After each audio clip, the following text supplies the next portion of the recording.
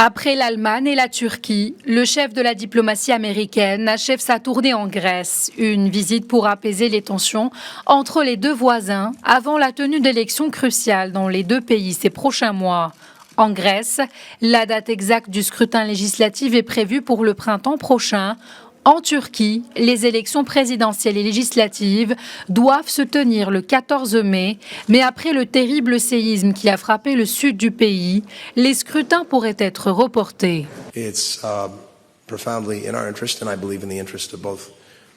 Il faut éviter toute menace ou rhétorique provocatrice qui ne fera qu'exacerber les tensions, ce qui peut être plus difficile en période électorale.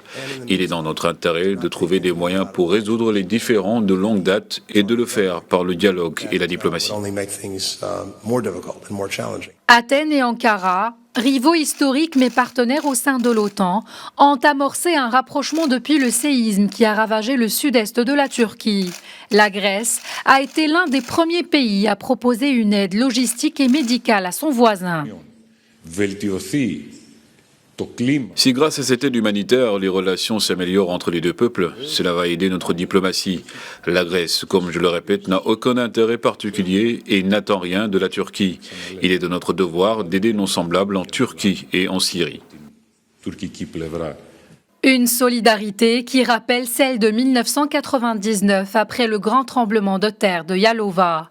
Une parenthèse au milieu des relations houleuses qui compte le dossier migratoire, le tracé des frontières maritimes et les gisements d'hydrocarbures en Méditerranée orientale.